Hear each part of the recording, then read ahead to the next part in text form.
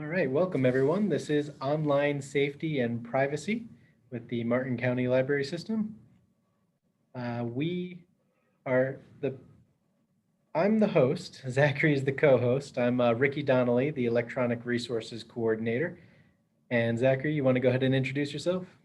Sure, yeah. I'm the library specialist here at Moorgate and tech liaison for the Moorgate branch.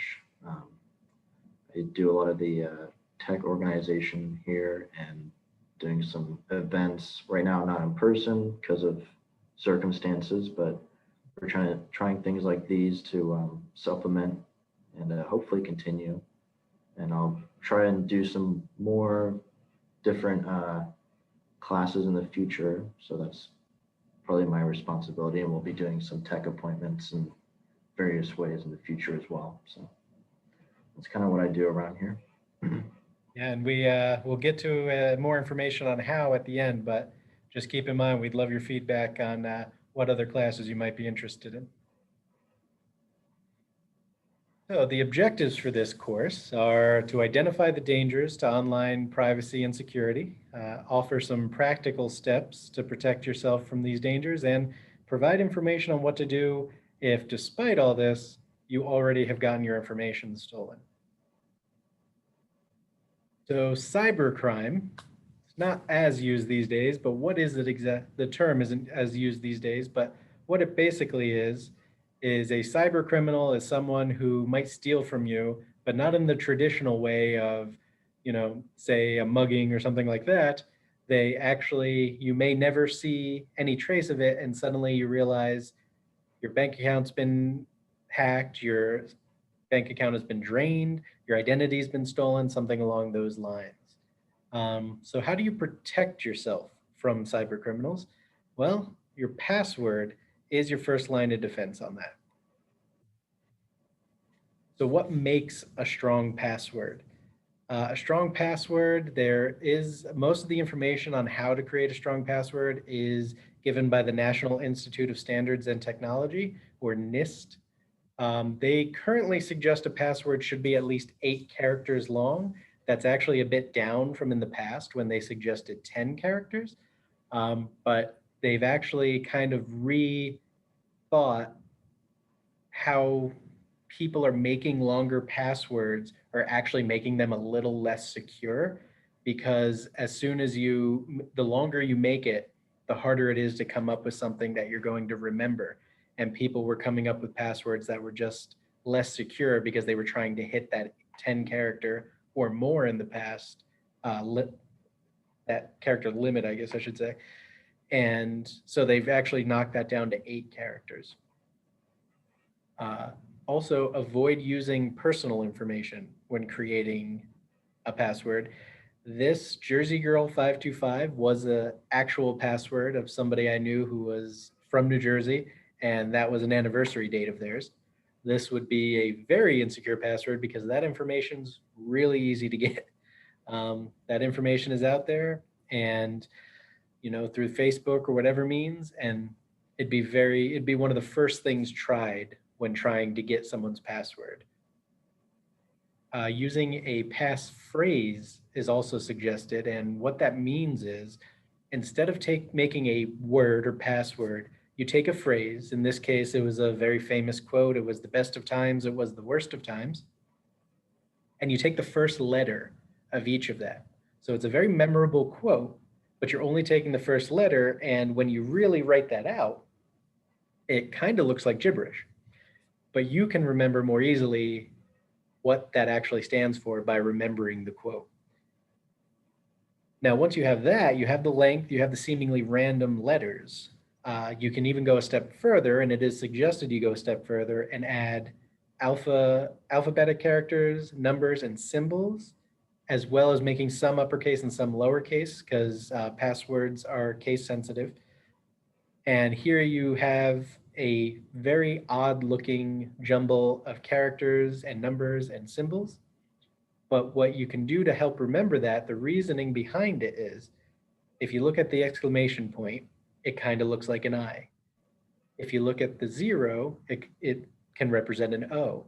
The 1 also looks like an I. So when you take all these and you kind of associate them. Again, it makes it still easy to remember, still easy for your brain to make the connection as to which symbols are with which letters, but it's very difficult for any type of software that's usually used for guessing these types of passwords to actually guess them, because that's really how the first thing they're going to do if they can't just guess your password. There are programs that can guess hundreds of passwords at a per second, and then try it. Now, a lot of websites now, if you try the same password too many times, it locks you out, but not all websites do that. And if they don't, they can just keep trying passwords till they get yours. A password like this would take way too long and be one of the last ones attempted when trying to crack your password. So something like this would be a very secure password. Now, there's other tips besides just a straightforward password. It's not the only thing you can do. One other thing they suggest is, you go in, you have a security question. You forgot your password, you have no idea what it is.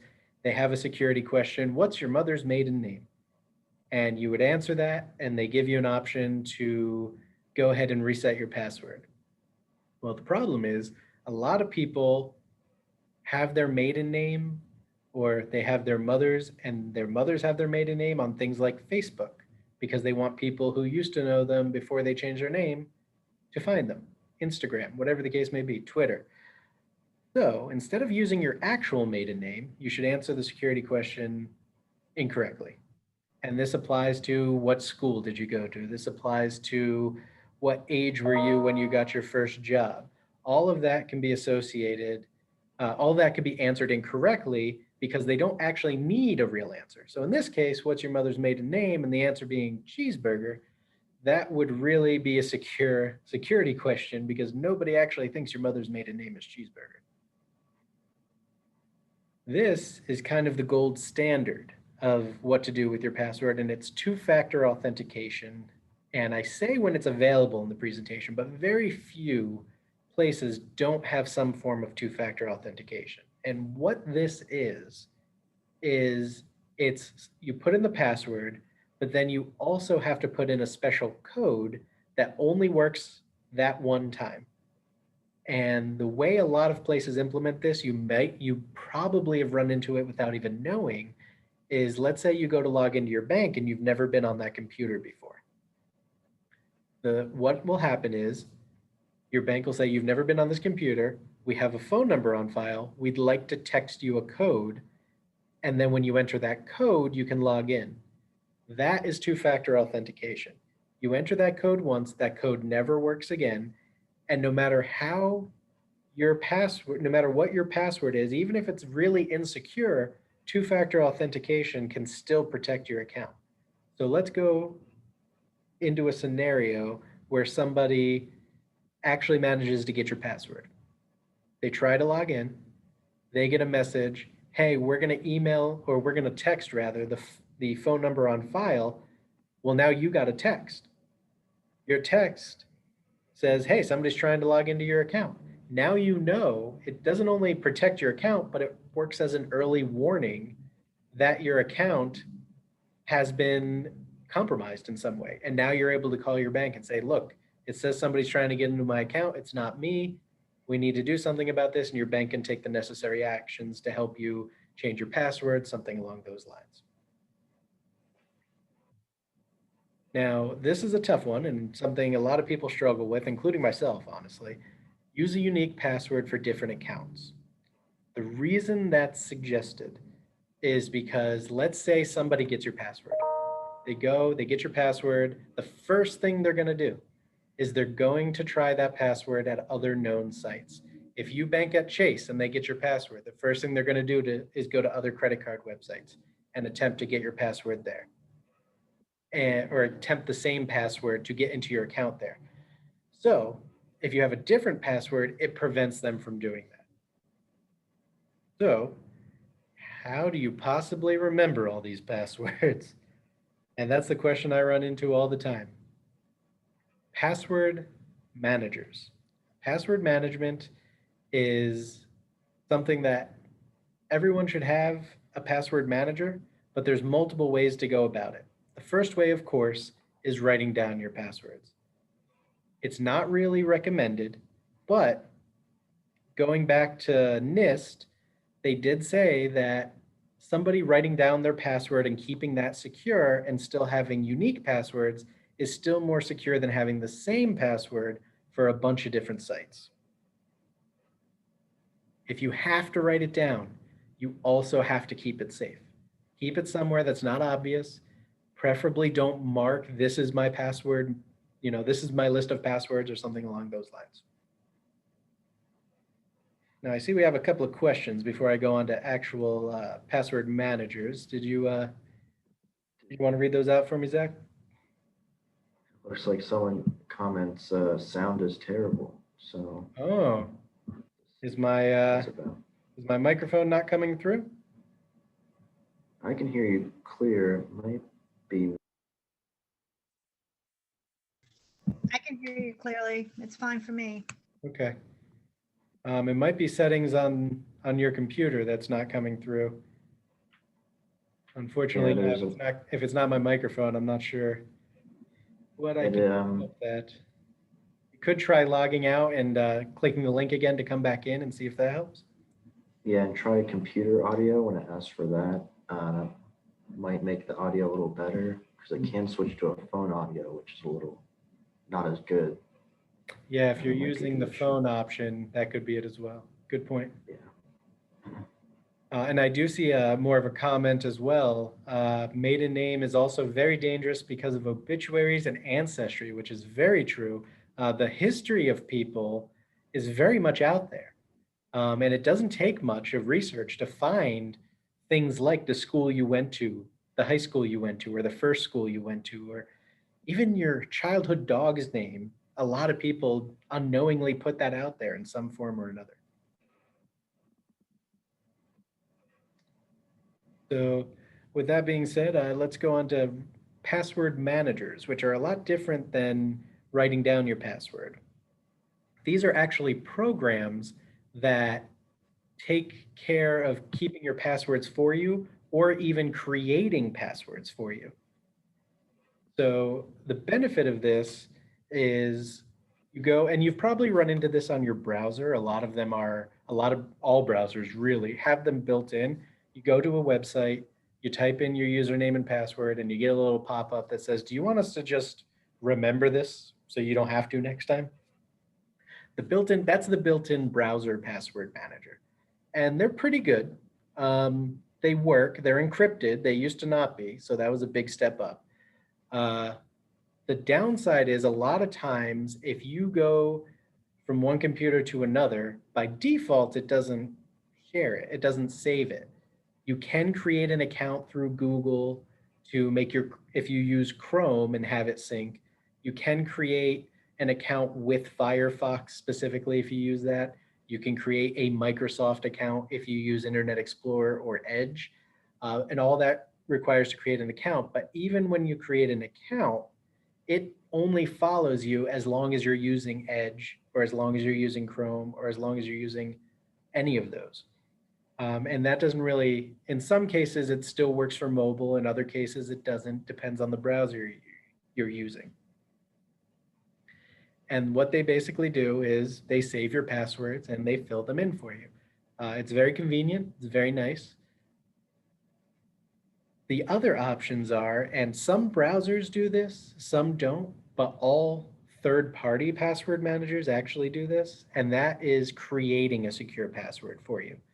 So if you get a third-party password manager, and we'll go over a couple of them in a moment, basically this will allow you to install the manager in any browser, whether it be Chrome, Firefox, Internet Explorer, Edge, Safari, and it'll follow you wherever you go. You create one account, no matter what browser, no matter what computer, and in many cases, no matter what mobile device you're on, it goes with you and you have your passwords.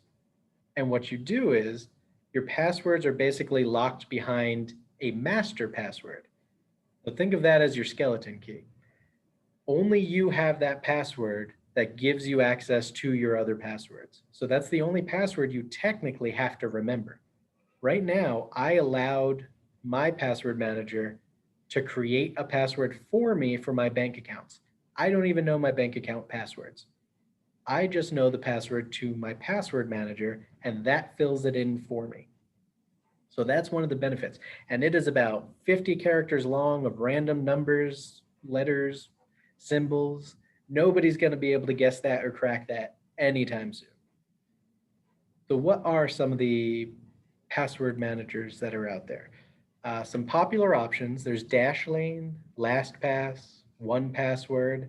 There is the built-in browser password managers, and Apple has a specific one called Keychain, which actually will work for any Apple devices. So that will follow you as long as you have an Apple account. If you have a Mac at home, a MacBook, an iPad, an iPhone, you can use that Keychain password manager on all those for free. Dashlane, LastPass, and 1Password do have a fee. Dashlane, you can have it has a free version, but you only get one device. LastPass, you get unlimited devices with their free version, including mobile, and 1Password has no free option. You have to pay for it. But once you get into really the breakdown of all of them, they do pretty much the same thing. You create a password or let it create the password. They save them securely on their server, and the only way to get access to them is for you to know the password of your account. So it looks like we got a few either comments or questions here. Is that? Someone's just saying that feature sounds great. I think they're referring to the password managers. Yes, it's really a lifesaver in a lot of cases because again, it's very difficult to create a new password for every website you go to. And what a lot of these do, I've used LastPass myself. I'm not familiar with the actual use of 1Password, but I've also used Dashlane.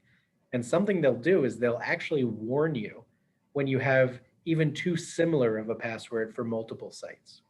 So it's just a really good feature to have. And again, if you're in the Apple ecosystem, if you have a bunch of Apple devices, you get a lot of the benefits of these other ones for free that sync with all your devices. So Keychain is a very good option as well. So you have your passwords down, you have your password manager, you made them secure, you changed them everywhere, and now you're safe, right? Nothing to worry about on the internet anymore. I really wish that was true, but that's only the first step. A lot of places, they want to crack your password, they want to find your password, they want to guess your password, but sometimes they don't even bother and they want you to give them your password or in some other way, give them access to your computer yourself. And the way they do that is with something called phishing scams. And there's a couple ways to spot a phishing scam. What a phishing scam is it sounds like you're fishing for fish, and that is true because they're basically fishing for people to click links or go through their sites and give them information or download a program that's going to keep track of everything you type into your computer. So this one is specifically, with COVID being out there, a lot of people are sending out, unfortunately, scam emails in relation to that. Some things you might notice in this email, it sounds very official. Dear sir, go through the attached document and on safety measures regarding the spreading coronavirus, this little measure can save you. And they're offering you, this measure to save you.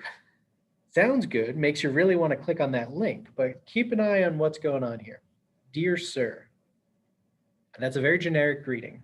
Most places you've actually been to and requested information from should have your actual name at the very least, so they would personalize it. Most scam emails or phishing emails promise to reward you or help you in some way. Other emails, unrelated to the virus, will say, hey, your eBay account has been compromised. Click this link and give us your username and password to verify yours is still in good standing or something along those lines. When you click that link, what you're really doing, you're going to a site that looks like eBay or PayPal or Amazon, but it's not. and you're typing in your information and you're basically giving it to them. You've now given the person who sent the email your username and password, and they will use it for whatever, they can. If it's an Amazon password and you have the same password on multiple sites, they'll go to those other sites and try it. So always be leery of things that say, click on this right away, or click on it. You need to click on this for your own good. If you see something like this, don't click a link. Scams, again, they insist you act immediately. Something like eBay or Amazon, who say your account's in danger, quickly click on this. That's something they're going to try to do in this. Also, this particular one doesn't seem to, but a lot of times they have spelling errors and grammatical errors. And that's just something, a lot of broken English. That's something, if it's a professional email like they want it to be, it usually will be proofread ahead of time. So probably not a real email. If you get something and you're afraid your account really is in danger, go directly to the site without clicking the link. Call your credit card company if they claim they're from there. Find out in some other way that is that you're contacting the real place, and that way you'll know that you're getting the correct information. And if you get a phishing email, always report it. There usually is a check mark and then a report spam option that will allow them to filter those emails out in the future.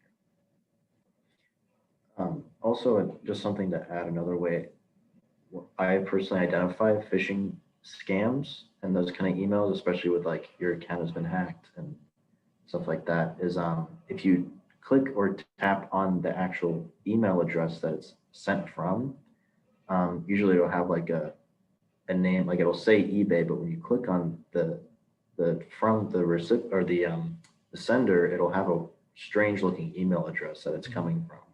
That's a good way to know that, okay, this isn't coming from eBay, this is coming from some random email that looks sketchy. Right, and that's even just hovering over it, sometimes you can get the actual email address that it's from. And like you said, they'll title it eBay, but then it's actually some very random, like you said, some random email address. So good point. But there are other scams. Oh, looks like we might have a question there. Yeah, it looks like Kyle says, please explain that more in detail. I'm trying to think what specifically Do you mean they want us to explain. Do you mean the hovering over of the email, or just in general phishing? Okay. Yeah. So it's grayed out here, but they'll have an email address, and the email address might say something like eBay, ebay.com or at eBay something. But if you hover over it or even click on it, that's just a label for the email. The actual email might be something very different. And when you hover over it, you'll see it and see what the actual email is. And it's usually from some very random email provider, or it could even be from Gmail, where you really know it's an issue if it's claiming to be eBay. And you can also do like your own research, like, if it's from, we keep using eBay as an example, but if you can also go on eBay's website and see what the email address would be. Mm-hmm. If eBay were to contact you, usually if they have like a support form, they'll show the email that would be sent to you, like what address it would be sent from. So that's another way to follow up and actually check if the email is correct email address. And again, if in doubt, give them a call or go to their website and use that email form to contact them directly and say, is this real? Do not click any links. Always avoid that.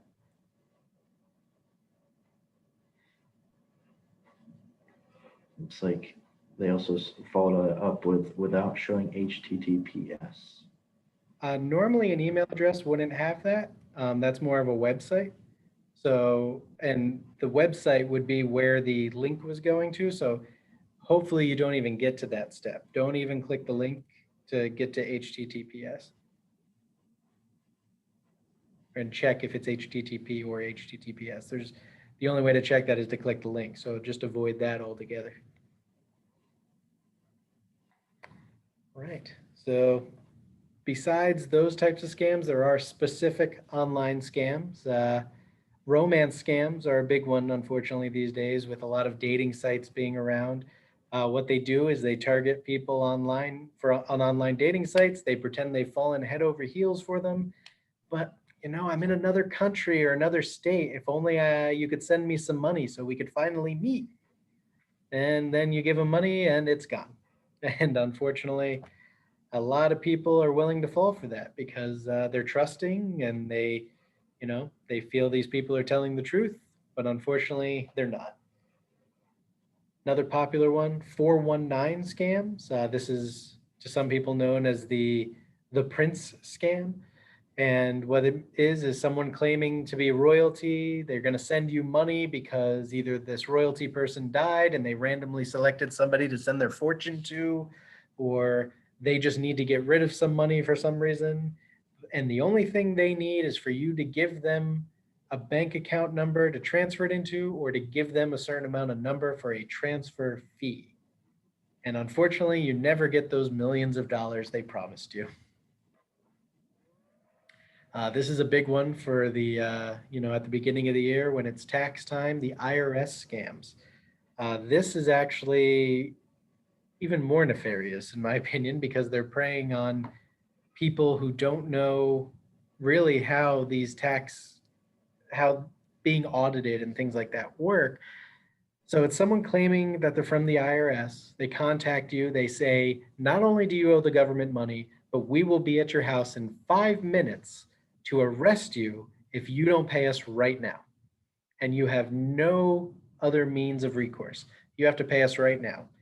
And the first thing that should really stand out is a lot of times they'll say, and we'll take prepaid credit cards, or we'll take iTunes cards, or something like that, because those tend to be untraceable.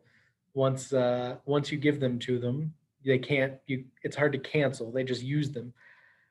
So you go ahead and you pay because you're scared that you're about to be arrested. But the IRS will never call you and say, hey, you have no recourse. You must pay us. The IRS will send certified mail. Also, you never have zero recourse when you owe money. You always have an option to question if you actually owe money to the IRS. And they cannot threaten to arrest you, to take away your citizenship status, visa status, anything like that. All those are threats that are commonly used that the IRS will never do. So what do you do about that? So to avoid scams, for one, never provide customer information if requested by email. Like we were saying, don't click the link, don't go to whatever link they tell you, don't listen, don't provide customer information through email. Instead, contact whatever company. If you think there's any chance it's legitimate, contact the company directly through a means that you know is legitimate. If it's your credit card, use the phone number on the back of that card. If it's Amazon, go straight to Amazon.com, go into your account, contact them that way. Be leery of any links in emails because they not only can they go somewhere where you're going to put in your information and it's stolen, those links could also download things like a keylogger, which what a keylogger is it literally keeps track of everything you type on your computer, including your passwords. If you notice spam or scam emails, it is very important you report them. If you reporting them will allow, whether it be Gmail, Yahoo, Outlook, all of them will have better means to blocking these spam emails in the future. And when entering personal information or shopping or registering or whatever the case may be online, there'll be a padlock or HTTPS, as was mentioned earlier. Look for those two things. It does mean that it's encrypted. If it's asking you to put in your password and there's no padlock or the website doesn't say HTTPS, the S literally stands for secure, then you are entering it and someone else can actually see it. Do we have a question there?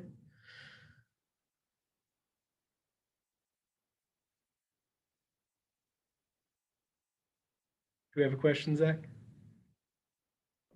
Sorry, I was muted there. Someone asked, how do you report the scam emails?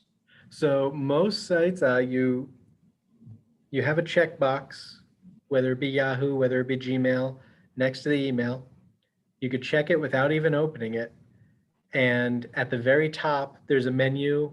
It'll say things like delete, archive, and one of them will be report or report as spam.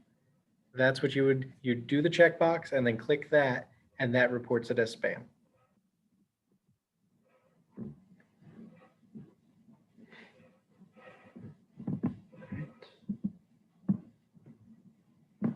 Looks like same question twice. So you got scam emails. How did they even get your information to send them to you? Well, these days your information is definitely out there.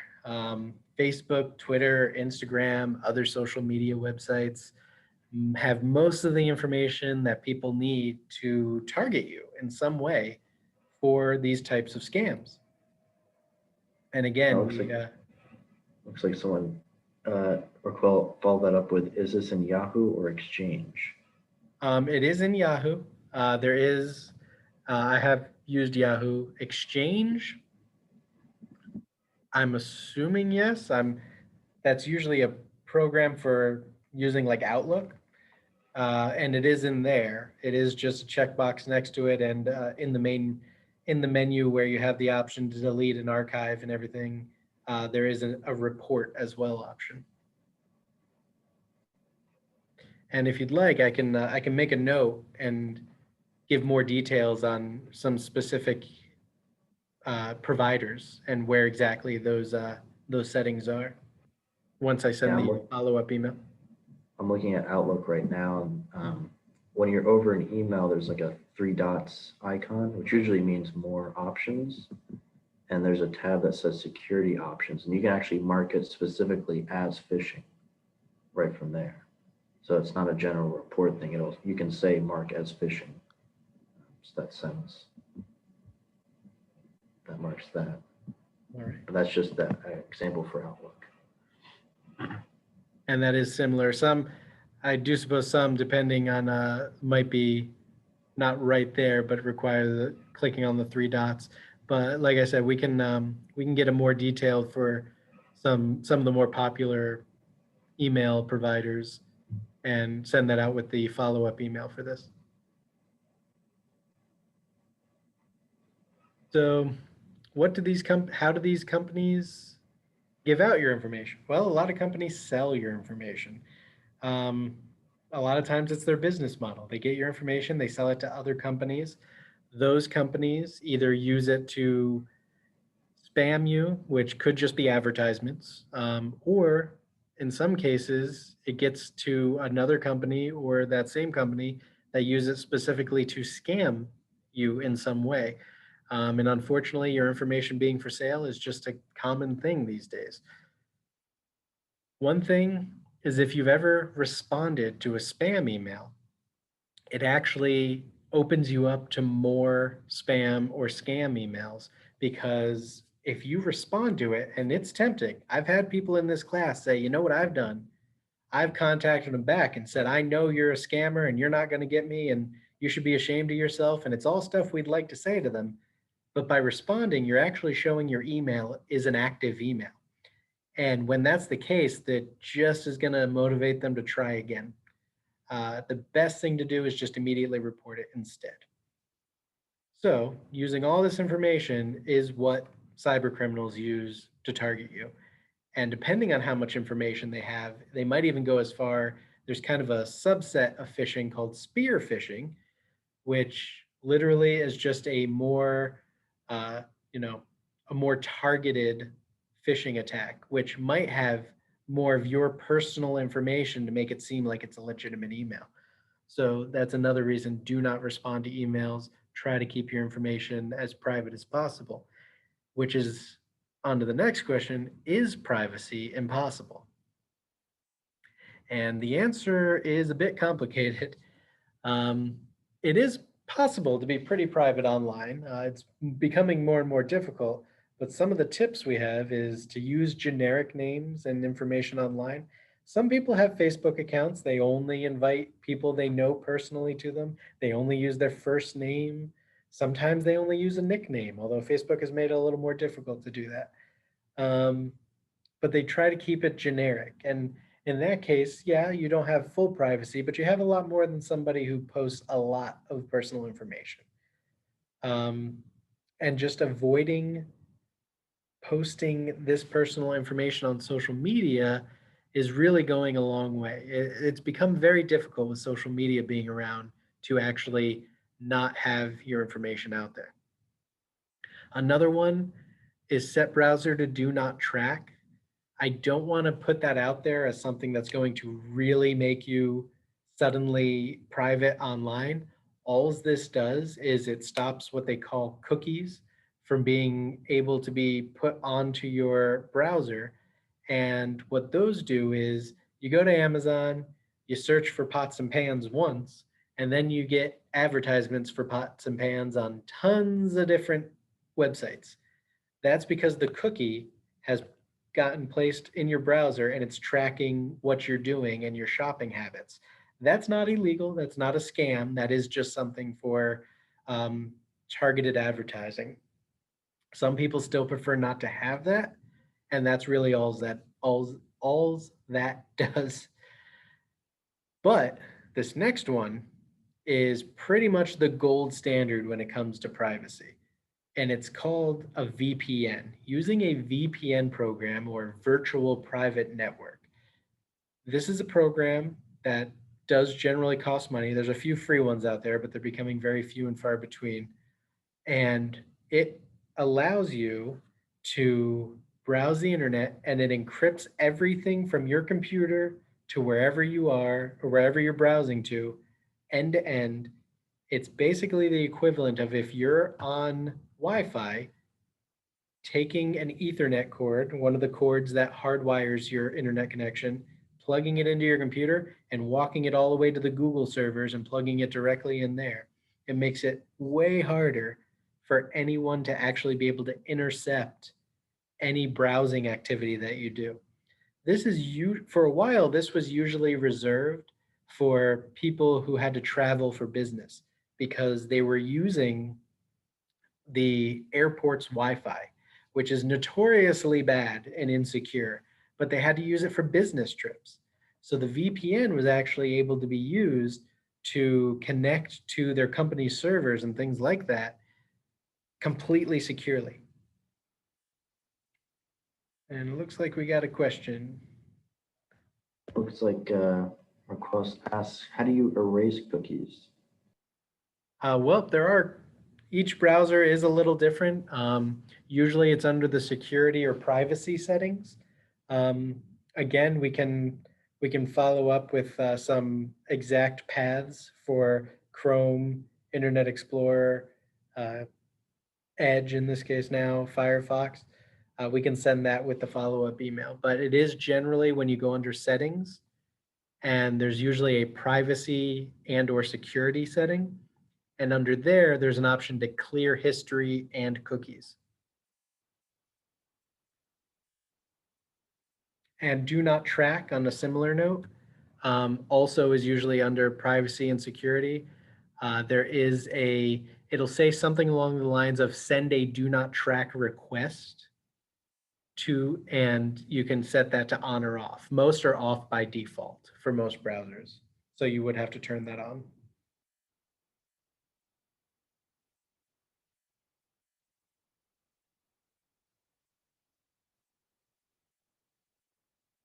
So some other privacy tips. Like I said, companies take your information and they sell it, and most of them are actually kind of upfront about it. Google, it's their entire business model for the most part. They take your information, they sell it, they anonymize it, so they don't say, Riki, the guy who works at the library and is this, lives in this area, here you go. They'll say, male who works in this particular field, who lives in this general area, and they'll give that to the advertisers. So they can't identify necessarily me directly, but if they get enough information, they might be able to. And It's like that's where it comes, as a trade-off for that, we have a lot of free Google services. So if you're trying to avoid your information being sold or information being taken, try to avoid companies that give you something for free, because if there's no charge for the product, you're usually the product. Now, how do you know? You go through the privacy policy that the website has, which I know everybody reads and before hitting agree and understands completely before hitting agree, right? Probably not. So how can you get around that? There is a website that's doing their best to offer options for someone like you and I who doesn't know how to read legalese. We don't know what those terms of service actually mean.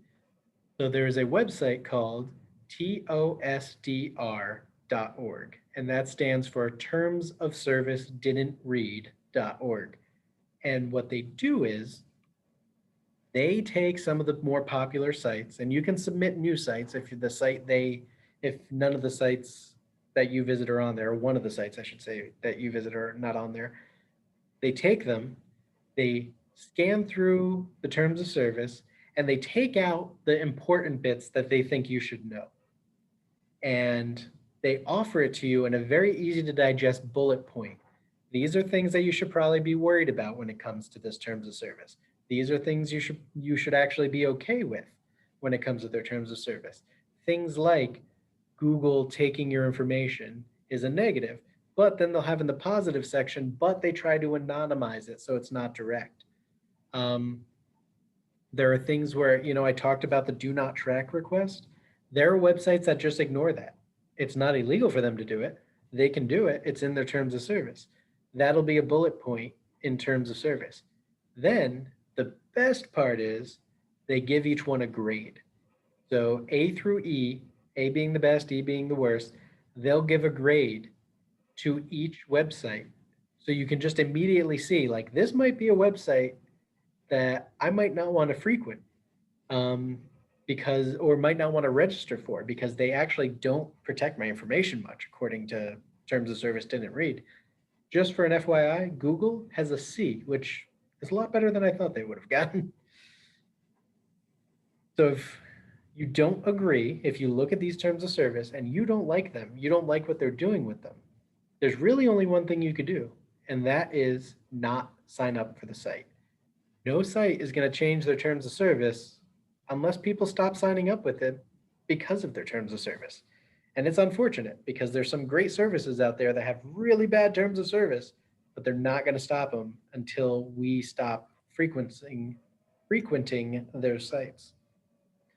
Looks like we got another question here. Yep. So to follow up with the erasing cookies question, Mhm. they also asked in regards to an iPhone and how to erase cookies from there. For reading that correct. I can answer this if you'd like. Sure. It's simpler than the other browsers. I'm assuming you're using Safari to go on the internet on your iPhone. So when you're on Safari, you have the symbols at the bottom of the app there. You have like the back and forward, share, and then there's a book icon where you can access your favorites websites. When you click on that book icon, it's the first one from the right, or the second one from the right. You have your book or favorites tab, reading list, and then history. And this goes for most other browsers, but clearing your history, if you want to do that, it tells you when you hit clear, it's a button at the bottom right. It says clearing will remove history, cookies, and other browsing data. So that's everything that's used to track you, or most things. So that's how you could clear it. You can choose to clear it from today, the last hour, today and yesterday, or all of it. So that's the simplest way to remove cookies from your iPhone. If you have the Chrome browser, if you're an Android user, Chrome is on there by default. There's the three dots in the upper right corner. And similarly, when you click on those, you'll see history. After you click on the three dots, you click history, and there's an option clear browsing data. And that includes history, cookies, and cached files, which normally you just get rid of those to save some space. And you could clear all of that within from the last hour, from the last weeks, or for forever.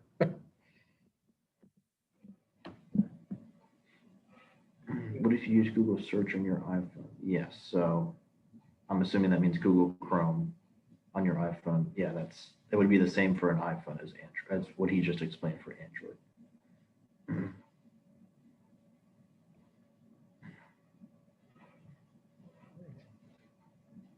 So, what questions should you be asking yourself when you're going through a privacy policy? Some of the things to keep in mind: does using the site mean they have permission to collect your info? In this day and age, the answer to that will mostly be yes. Like I said, Google, it's their whole business model. What info are you giving them when you use the site? So, do they take all of your info? Do they just take some census-like information? Do they take just, things like your generic, gender, age, and area you're from? What exactly do they take, and are you okay with that? What reasons are they giving for collecting the info? Again, most sell it. Some, though, just take the info to personalize whatever service they're offering. This is more common for services you pay for. You register, you pay for and they may collect information to more personalize whatever service you're getting from them. In which case, that's better because only they're getting the information. Does the website share, trade, or sell info they collect, and with who? This is a pretty important one. Most won't tell you with who, because in some cases they don't even quite know. They just know they're selling it to other businesses.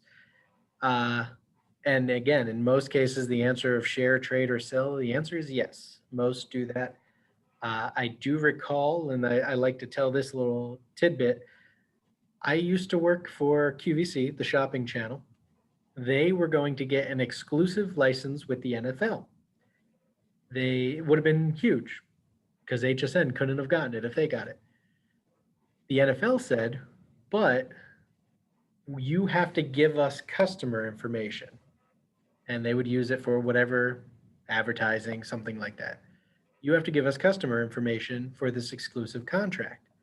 And QVC said no, because their business model wasn't making money off customer information. Their business model is selling actual goods to the customers, and they felt betraying a customer's trust like that would cause them to not buy from them. I felt that was a very smart business decision, just if for no other reason than it is true. They sold actual physical goods. They still do, I should say.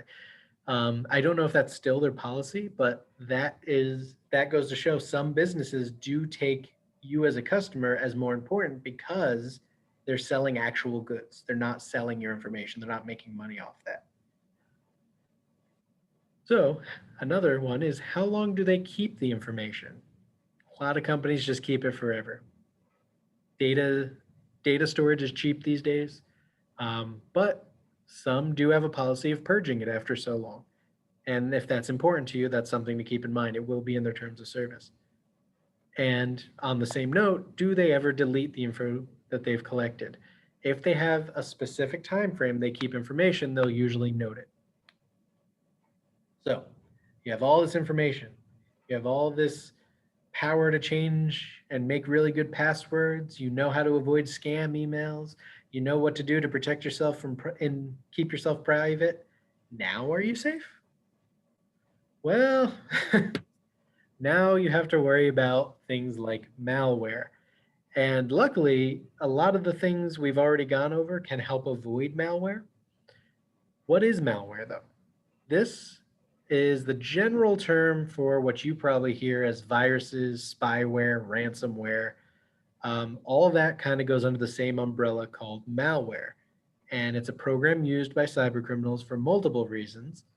Uh, and it's just a small program that's placed on your PC that is either aimed to damage it, spy on what you're doing, or disable the PC with the aim to hold it for ransom. And they're installed through a number of methods. One is a phishing email that you click a link, that link downloads one of these programs, and then your computer is infected. Others are, it's called a website injection, where they actually get access to a website server, and it's a website that seems perfectly legitimate. Even the website thinks it's perfectly legitimate, but it actually has something that when you go to that website, it will download one of these programs. So to go into a bit more detail with that, viruses specifically, and these are the ones that you used to hear about a lot more. People don't tend to do straight computer viruses anymore. After getting into your PC, it's really just meant to damage it. It's meant to damage your files, and it's meant to spread to other PCs. Back in the AOL days, these were huge, and people mostly made them for notoriety.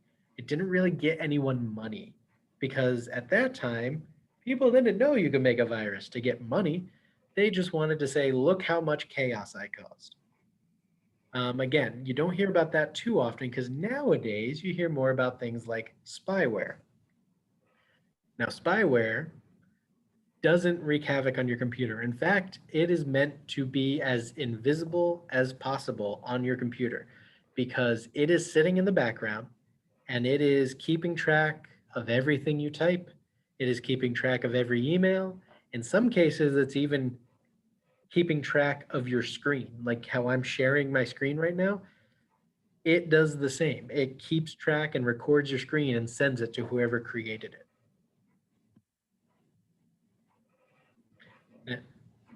Now, a big one you've probably heard about a lot recently is ransomware. Unfortunately, some very high level counties and governments have actually been victim of this. This is something that installs in your computer, and it is kind of an offshoot of spyware.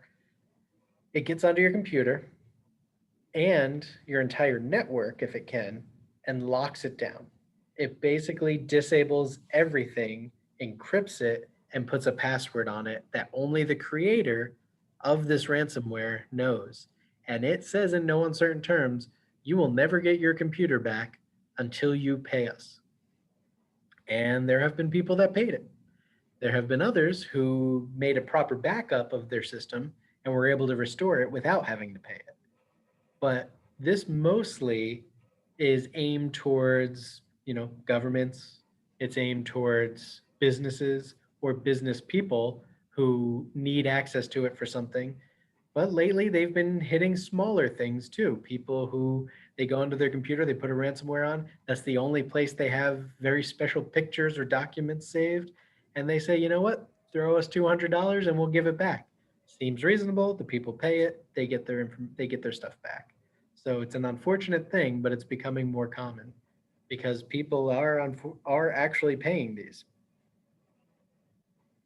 So these sound horrible, right? Is there any hope? Well, only you really can prevent malware. Before I go into that, do we have questions? It says, how do you know or become suspicious of malware other than the computer being slow? Really, the computer being slow might be the only indication if you're just looking at the computer. What we're going to go over here is what to do when you can't just notice the usual signs. There are other methods. And the biggest one is having an antivirus. Because even though it's called antivirus, it really is an anti-malware program. Most programs check for all these things. Norton, McAfee, which, they're big, sometimes have unnecessary features, but they will get the job done. Windows Defender, the built-in antivirus program. I use it, it's great. It works. It does what you need to do. Things like Kaspersky is another one. Pretty lightweight, will work. And just tons of other ones out there. Malware Bytes is another one. get a good program and have it on your computer, and it should help prevent, or if you get one, it should detect it and be able to stop it. Also, another tip is if you don't think that installing multiple different antiviruses will make your computer more secure, I would just stick with one at a time. Mm. It can cause more problems than it's worth when you install multiple different ones at the same time. The only caveat I would say to that is if your computer is running oddly and you have something like Windows Defender, Windows Defender is your active, continuously scanning your PC for viruses. You could, just to supplement that, get something like the free version of Malwarebytes and just manually scan it once to see if there's something that Defender missed.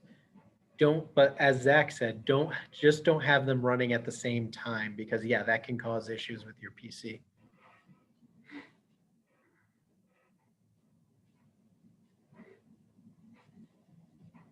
Okay. So, and again, kind of ask the question, and here's some answers. Don't click links from emails. Like we said with phishing, a lot of times it's not just them trying to get you to give them your information. It's them trying to download something, some type of ransomware, spyware, virus onto your computer. Keep all your browsers up to date. You have a browser like Firefox, like Internet Explorer, which granted is kept up to date through Windows. Safari is kept up to date through Mac OS. Edge now, same thing through Windows. Make sure they're up to date, because outdated browsers have vulnerabilities that can be exploited to get these things installed. If you have add-ons, like a password manager is what's considered an add-on. If you have a pop-up blocker, oddly enough, a pop-up blocker can have vulnerabilities if you don't keep it up to date, or any other add-on you might have on your computer. Make sure they're kept up to date, because the same thing, vulnerabilities if you don't. Keep your OS up to date. If you have an operating system, whether it be Windows or Mac OS, don't listen that Mac OS can't get viruses. It might be less likely, but it can get viruses, especially if you don't keep it up to date with all of its security updates. And as we talked about, get a good anti-malware, or as it's probably sold as, a good antivirus program, and keep it up to date. I assume you're seeing a pattern here. Everything must be kept up to date in order for it to lack those vulnerabilities we're talking about. I see, did we have a question there, Zach? Yes, someone's asking in regards to a Chromebook. I guess I'm assuming how to keep that up to date or preventing malware on there. Chromebooks do keep themselves up to date for the most part. They're pretty good about it. Automatic updates with the operating system. Now, the operating system looks exactly like the Chrome browser once you open it, but then you can get add-ons for it. And those add-ons are what you should also keep up to date. Most of the time, you just click on the hamburger menu in the upper right corner, and you'll see an option for add-ons. You click that and you'll see your list of them, and there should be an option to update them. Keeping those up to date is important as well. And again, much like Mac OS, Chrome OS is less likely to get viruses, if for no other reason, because it's something that you don't tend to download much on. A lot of it is cloud-based, so nothing is directly on your computer. But some of those add-ons could have vulnerabilities that can get you to get these viruses or get these keyloggers. So having some type of antivirus for Chrome, which usually comes in the form of an add-on, can be useful as well. Pop-up blockers aren't the end-all be-all of security, but they do help. Sometimes when someone, as I said, gets into a server for a website and they cause a pop-up to come up in front of where you wanted to click, that pop-up is actually what causes you to download the thing you didn't want to download. And Never download anything unless it's from a trusted site. If you find a site and it offers you free Microsoft Office, when that is a very expensive program, or it offers you a free Adobe suite, which is hundreds of dollars, it's too good to be true. Don't download it. That is not a trustworthy site. If you see a bunch of download buttons that aren't the real download buttons, good sign that's not a site to be trusted. And if you feel like it's not a good site, sometimes that's the best way to go about it as well. Go with your instincts that it's not a good site. When in doubt, don't download, don't click links from a site you aren't 100% sure is a trustworthy site. Did we have questions about that, Zach? That doesn't look like it. Oh, wait, there's one that was sent earlier. Where do apps fit in the whole issue of security? So asking about like specific apps and security. Apps? Depends on the kind of app. Yeah, it goes back right now. I would say apps are not guaranteed to be secure because what it used to be is they had to go through a very specific method to even get onto the App Store. And this was more Apple than Android. And that method kind of ensured that it was a legitimate app. Well, that's become easier and easier to get on the App Store now. So it's not really the most secure, or it's not guaranteed to be secure. They're pretty good about getting rid of apps that turn out to be some type of malware. So there is that, but I would say, and I can't remember off the top of my head some of the antivirus programs that they have for Android, but there are apps that are antivirus programs. I think Malwarebytes has one. If it's usually free, getting that could give you some more peace of mind. And also back to VPNs, some VPN services offer an app for your phone Yes. that turns your connection to the internet from your phone, that masks it with a VPN. So you can get VPNs on your phone that work the same on your phone and your computer. So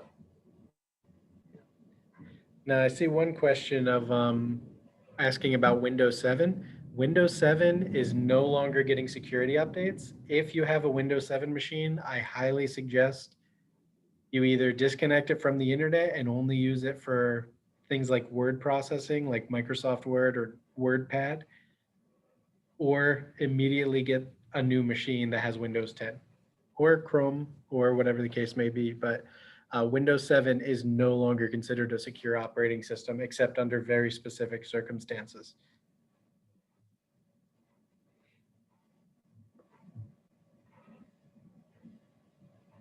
So what if you already got malware? You had the antivirus, for some reason it missed it.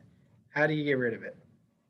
Well, this is where I was talking about things like if you have Windows Defender and it's not finding anything, you could download a free version of some other one. I mentioned Malwarebytes just as an example.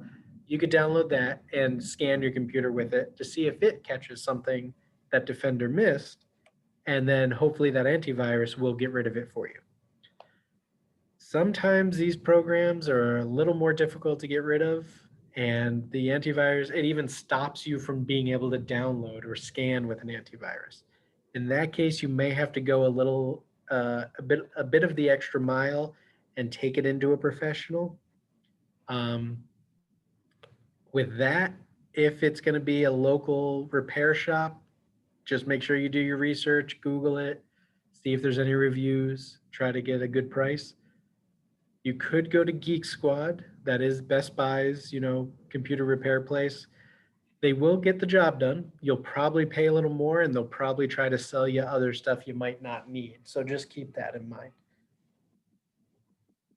Now, if you back up your operating system, and this is built into Mac OS with Time Machine, and it's also built into Windows with Windows Recovery, a backup of your operating system will basically fix everything. If you are able to back up your operating system to, and my suggestion would be some type of USB hard drive that's big enough to handle it. They're sold on Amazon. They're very cheap. They're sold through Office Max. They're sold through Best Buy. They're pretty inexpensive these days. It's just a USB with an external hard drive. You plug it into your computer, you run the built-in backup software, it does a backup of your whole computer. If something goes wrong, you plug it back in, you go through the program, and it will restore your computer. If you don't keep regular backups, you may lose some files like documents or pictures, but there's a good chance you're going to lose those anyway if you have to take it into a repair shop. So just something to keep in mind, a backup of your operating system is highly suggested. Looks like we get another question here, asking about getting a computer serviced. How do you get comfortable about privacy issues when giving someone else access to your computer? Anything the computer owner should be doing before getting it serviced? I mean, that is a very good question. The unfortunate thing is you're probably going to have to give them, if you have a Windows login password, there's a good chance you're going to have to give that to them because they need it to get into it without you being over their shoulder the entire time and typing it in. Any files you don't want them seeing, really the only way is to get them off of there first. But this is why you should make sure you're going to a reputable place, because they really, as someone who worked in tech for years, it's an unwritten rule, in some places written rule, that you should not be browsing around somebody's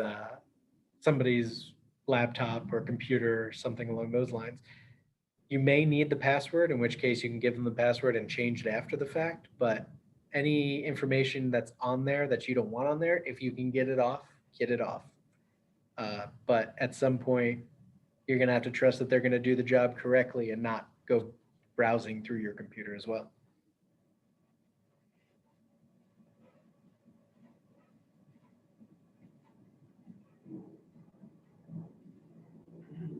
All right. So, what about public internet? You've done all this, but hey, you want to go to McDonald's, you want to go to Starbucks, you want to browse the web from somewhere other than your house. You want to get out, especially these days and age. Public Wi-Fi is a very convenient thing. We have it at the library, but it is dangerous as well. McDonald's, Starbucks, the library, like I said, it is an open Wi-Fi network. Even if you have to agree to terms, even if you have to put in a password, it is a Wi-Fi network. You don't know how secure they've made it. What that means is Wi-Fi is data traveling over the air. There are programs that if you're in an unsecure Wi-Fi and you're browsing, as your data goes in the air, they have a program called a packet sniffer, because that's the term they use for the data is packets. Think of them as mail envelopes. People can grab those and see what you've done on their computer. So it's always best to never do something that is confidential. Never enter credit card information. Never go to your banking site even through a public Wi-Fi network. Exception being if you have a VPN. The VPN actually does encrypt end-to-end your Wi-Fi connection and makes it a lot more secure.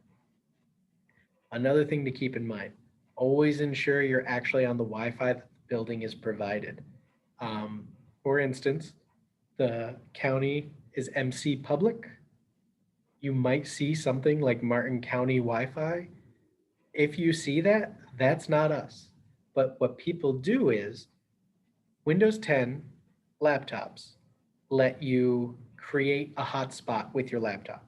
So I can create a Wi-Fi network called Martin County Wi-Fi and put it out there, and people might say, hey, Martin County Wi-Fi, that's them. They connect, they start browsing, they're actually connected to my computer. So all their data is going through my computer. And in that case, if it's unencrypted, I can see what they're doing. And that's why you should always ensure you're on the actual Wi-Fi. Ask McDonald's what their Wi-Fi name is. It's called a SSID. Ask the library if you need to. Again, like I said, it's MC public, but if you need to know again, feel free to ask. Wherever you go, make sure you know what the actual password name is, or the actual Wi-Fi name is. If you're browsing, always try to make sure you're using the HTTPS site. Google, I believe, goes there by default. Facebook, I'm not entirely sure, but if you see that it's just HTTP, you can manually add the S, and that usually works just fine. Also, look for that padlock on the side. I have an example of it. That padlock shows that it is an encrypted site. That means if I have that program I talked about earlier, the packet sniffer, if it goes out and I'm grabbing it, if it's encrypted, it looks like gibberish to me. To me, it looks like random numbers and letters because I don't have the decoder to understand what any of that information is because it's encrypted. Any questions on that? It's like someone asked, what about using LTE/4G on your phone? LTE and 4G is a more secure network than public Wi-Fi. It is an encrypted network. I would still try to avoid using it for confidential information. I don't tend to keep the apps for my bank on my phone. Um, Again, they're still more secure than a Wi-Fi, and even your home Wi-Fi is more secure than public Wi-Fi. It's just the most secure way is to not use Wi-Fi for things like banking and stuff like that. Granted, that's not always possible. Again, it is encrypted if you're using your home Wi-Fi or LTE, 4G, 3G, even if you have a older device, a much older device. It is more secure. It is encrypted, but there's always that slight chance. So use caution when doing that. So what about the library PCs? Because this is a question I got when I first started doing this. I decided to add this section specifically for library PCs because a lot of people use the PCs at the library. The library uses an antivirus on all of its PCs. It's updated regularly through our IT department. We have a firewall that is used to keep all the county networks secure and to prevent outside hacking. And we have a program called Deep Freeze, which is great, except for the rare occurrence where it causes you to lose information. Deep Freeze is on every one of our public computers. Whatever you do on our computers, once that computer restarts, Deep Freeze completely wipes everything out. There's nothing we could do to get it back, and that's by design. I've unfortunately had some fairly angry calls asking if there's any way I can get this document they spent time on back, and unfortunately there's not. But again, it's by design. We don't want people's personal information on our public PCs. With all that being said, I would still exercise extreme caution if you want to do anything confidential on one of our machines, because despite all of this, someone can be behind you looking over your shoulder. Someone can be looking at the keyboard and they have a very good memory, can see what you've typed. Always, always be cautious when in a public area doing anything that's sensitive in that way. Any questions on that? Okay. So now you've done everything right and your information is still stolen. A random website that you went on got hacked. Experian got hacked. What do you do? So despite all your precautions, first thing you got to do, change your password for that site and any site that uses the same password. This is actually one of the good things if you did keep up with keeping a different password everywhere. If you had a different password everywhere, you just have to change the one password. I can't tell you that I have a different password everywhere. So there's at least a couple I'm probably going to have to change if something like this happens.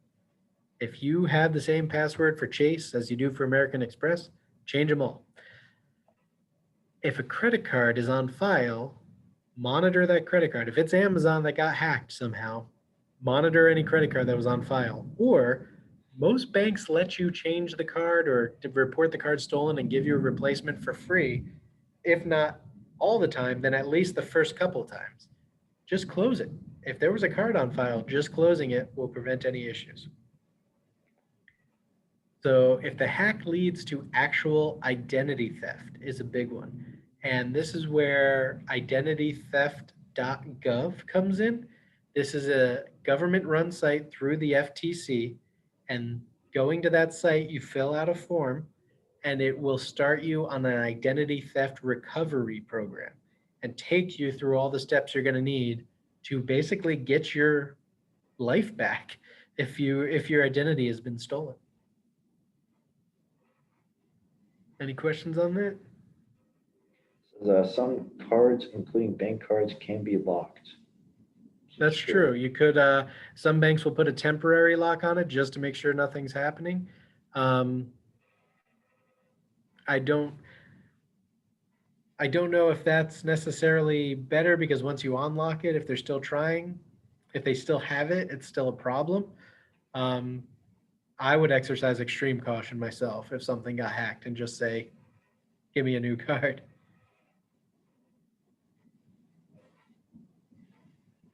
So this is the reaction of most people after this is all said and done. I don't even want to use the internet anymore. Forget it. It's too scary. Don't want to do it. I do want to assure you the internet is still a great thing. You can get updates on your friends and family that live far away. My whole family is in New Jersey. My whole extended family, I should say, is in New Jersey. I would never see them. I would never keep in touch with them if it wasn't for the internet. You could take care of bills instantly. My credit cards would be late all the time if I had to mail a check. Find the answers to all kinds of questions. If you don't feel like calling the library, which you should, you can also find answers to questions online. And overall, the internet's just a great resource. It's got a lot of good information, and as long as you know how to vet it and get the correct information, it's great. And again, now you know how to keep yourself safe with some pretty standard practices. So in summary, there are many methods that cyber criminals try to take advantage of you online. They may try to steal your information. They may try to trick you into giving them information. And they may just try to get you to throw money at them in some instances.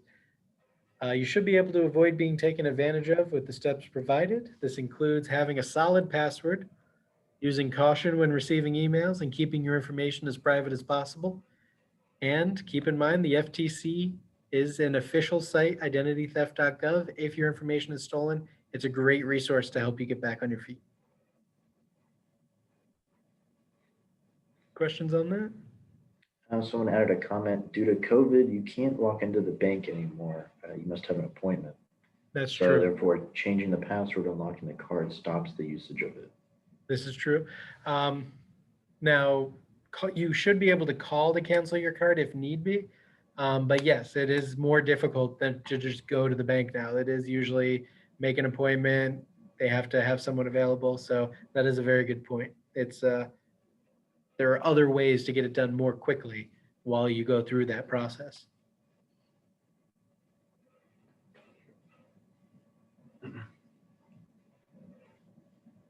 All right, and that's the end of the presentation. Now if you have any other questions, feel free to type them in. We'll try to get to all of them. Oh, you're very welcome.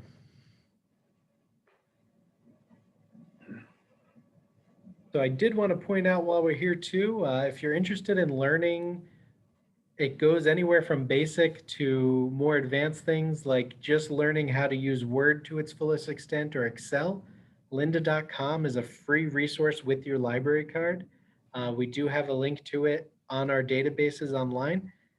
And you can, like I said, anything from beginner Excel, beginner Microsoft Office in general, to internet security, to network building, to management assistance, tons of classes that are very well put together on lynda.com. And again, free with your library card.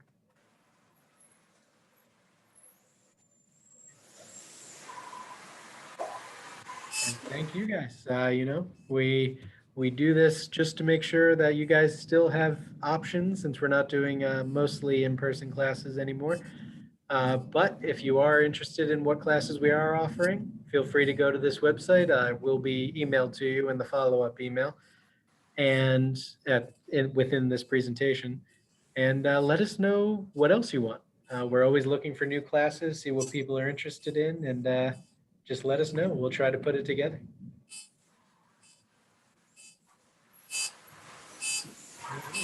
Well, if there's nothing else, thank you, everyone. It was a great class, and I hope you sign up for the future ones. Thank you.